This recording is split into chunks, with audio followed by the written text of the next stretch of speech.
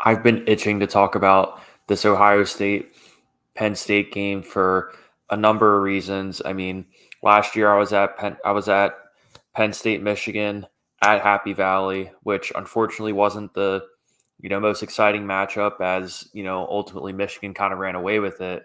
So now seeing Penn State and Ohio State both being in this position, Ohio State being number 4, Penn State being number 3, definitely a lot on the line in terms of the Big Ten championship race, as well as possibly a college football playoff spot also being in contention too. And when you look at both these programs, kind of full picture, I think in many ways Ohio State and Penn State are in a similar position. I mean, when you think about it, you think of there's been so many highs and lows in terms of Ohio State and Penn State under Ryan Day and James Franklin, because I think this season they've shown a lot of real strengths, a lot of real strong victories, but also you've seen moments of vulnerability too.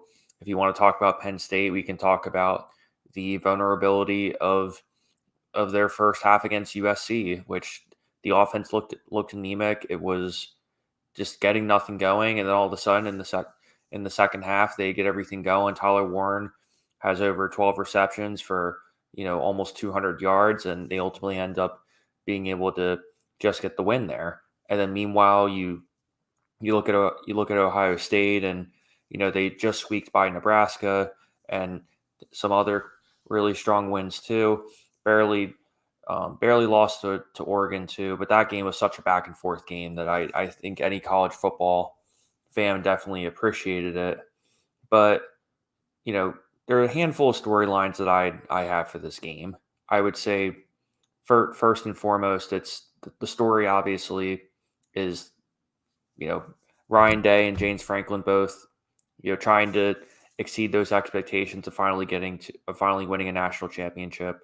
Because I think that's the valid criticism that James Franklin gets all the time. Is he going to be the guy to lead him to a national championship?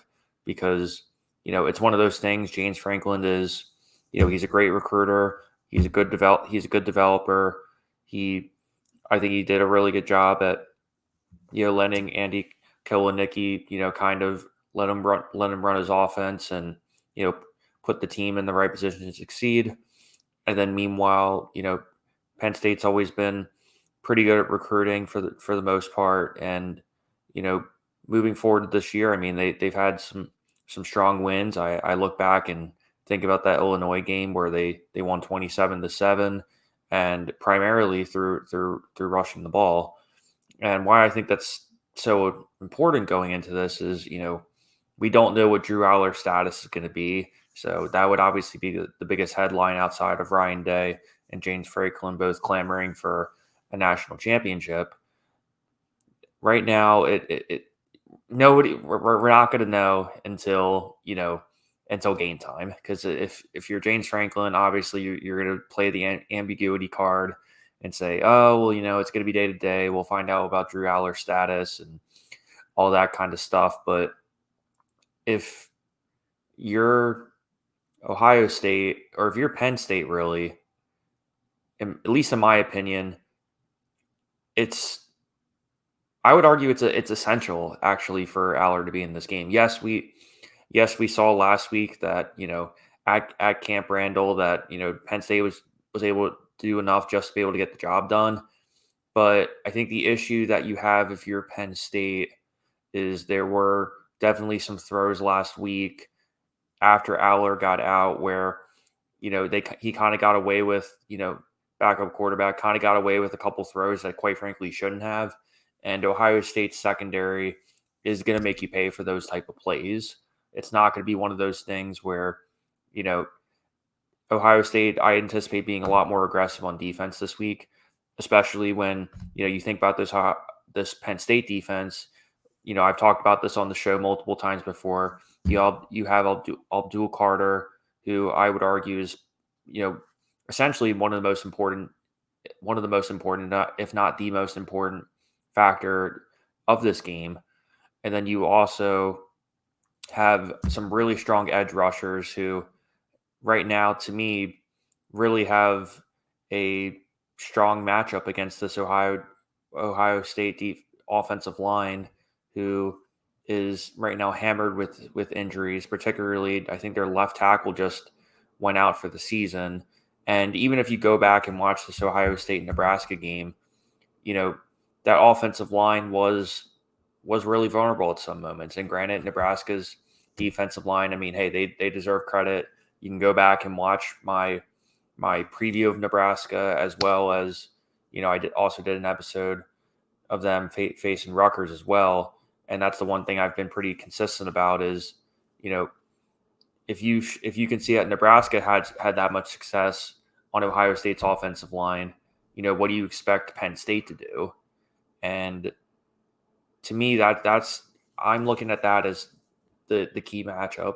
And when you ask yourself, kind of flipping this to Ohio State now, I mean, I talked about this before when I previewed Oregon.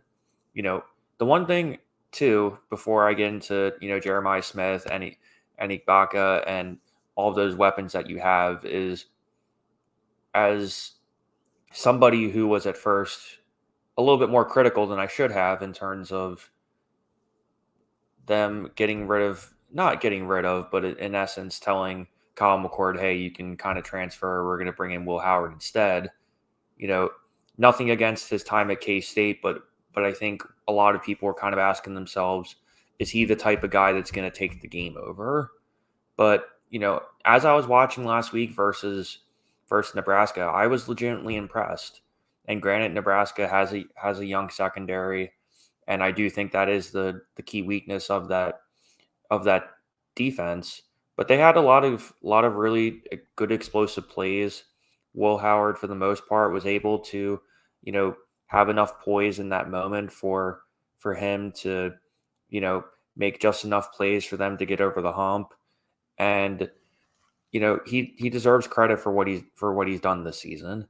And at first, I was definitely a little bit more critical of Will Howard possibly being the guy to to lead him into that point. But after watching him versus Oregon, after watching him versus Nebraska, and rewatching some of those highlights, and just the general play that I've seen from Ohio State this weekend, I don't see anything in here to suggest that Will Howard can't be the guy to possibly lead him to a national title or a Big Ten title or what have you too. But at the same time, I've said this for Ohio State just has so many weapons. I mean, you got to get Henderson and Jenkins involved, because my big question is, how much are they going to rely on this rushing attack if the offensive line pass protection, if it has those same glaring weaknesses that we saw last week? What I'm curious about is, obviously Ryan Day and Chip Kelly, both brilliant offensive minds, and even going into the season, I think a lot of people, including myself, were excited in terms of, what would Chip Kelly really bring to this Ohio State team. And, going into this, I'm really fascinated by that matchup. What kind of adjustments are we going to see from Ohio State? Because they do have so many different playmakers, and they have so many athletic guys. But at the same time, you have to ask yourself, how much is this defensive line and those edge rushers really gonna get to Will Howard as the game progresses? And they're at Happy Valley too, which over 100,000 people. One of the best environments in all of college football, which I can certainly attest to. And all things considered too, if we kind of shift it, moving the other way, we're talking about Penn State's offense versus Ohio State's defense. Both Penn State and Ohio State have both really strong defenses. I mean, you think about it, they're both pretty solid in the secondary. They can both get to the quarterback, but at the same time, it really does kind of come down to this matchup with Abdul Carter and those edge rushers versus Ohio State's offensive line. Now, granted, in terms of kind of flipping it and talking about Penn State's offense, one of the things that I really need to see from Penn State's offense this week is I got to imagine that they're gonna need to be a little bit more aggressive this week, especially when you have the home field advantage. I would like to see them go down, be a little bit more aggressive, and get a statement first first touchdown on the board. I think that absolutely has to happen in order to, you know, you're going to have to depend on the crowd, much like Texas A&M did last week versus LSU. Is that crowd was such a huge factor, especially when Nussmeier was trying to communicate and make certain adjustments. Penn State and the crowd's going to have to be in this one, especially when it's the same storyline every year of, hey, James Franklin wins 6 or 7, and then boom, that's the one loss, and then nobody talks about Penn State as a national championship contender anymore. But as I view this matchup, I just can't help myself but thinking, if you do have Drew Allar for this game, Tyler Warren has been such a terrific weapon for him, and I do think that could pose a possible matchup problem for Ohio State. I mean, they do have some great linebackers, but if you can take away a couple of those key linebackers not able to stack the box, maybe it opens up some windows in the rushing game too, and not necessarily have to rely on Drew Allar to throw the ball as much, because Allar's done also a great job at not turning over the ball this year. But you have to ask yourself, yes, if he is playing, how healthy is he really going to be?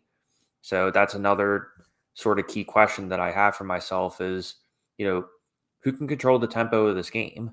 Because I think that's another key question that we're going to have as well. Because if you're Penn State, I think you have to ask yourself, hey, can we run the ball in a way where we're making this Ohio State team stay out, and at the same time too, you just can't doubt this Ohio State team. I mean, they have a brilliant coaching staff.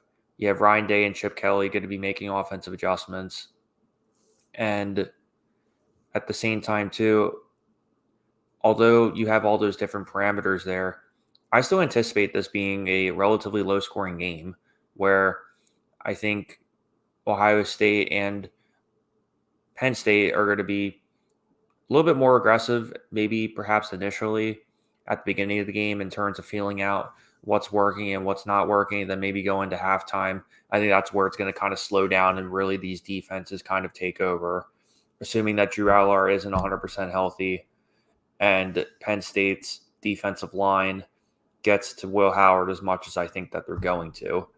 But at the same time, looking at this full picture, both these head coaches really need this win in order to get themselves to the Big Ten championship game and a college football playoff run.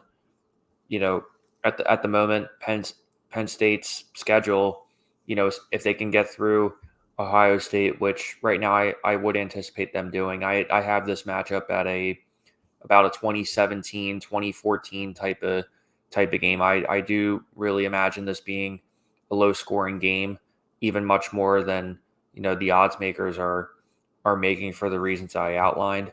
But if you're looking at Penn State moving forward, you have them at home versus Washington. You have them on the. I think a Minnesota game could be really tough, especially them being on the road. If I look at the schedule, I would argue that's the quote unquote trap game. If you do get through Ohio State, I mean, Minnesota did beat USC this year. They, did put an ass whooping on Maryland. So when you think about all that, that's the one game that I think you have to keep in mind. And then you finish off the year at Purdue, and you have Purdue November 16th, and then you finish with Maryland, and then Ohio State. Obviously, the big key matchup is going to be that November 23rd matchup versus Indiana, which I'll be covering Indiana sometime this week as well, which you should definitely tune into. But this matchup is going to be one of those things where it definitely will be the biggest storyline of this week. It's going to set the course for the Big Ten championship, as well as the futures of Ryan Day and James Franklin, because both these fan bases are, hoping for that national championship. And this game will definitely, in many ways, decide on who gets there. So, again, the storylines are going to be how healthy is Drew Allar going to be. Look for that matchup between Ohio State's offensive line versus Penn State's defensive line, and also what kind of adjustments do we see from Ohio State, and how much of Penn State's rushing attack is going to be successful versus a really strong Ohio State defensive front, who I've said on this show multiple times, and I will still say it again, one of the most talented, if not the most talented team in the country. So again, I expect it to be a low-scoring affair, but for the reasons, I just can't wrap my head around Ohio State's offensive line being strong enough to hold off against Penn State's defensive line of those edge rushers, because they've been scary this year. They've been getting to the quarterback, and I think they'll do just enough to prevail.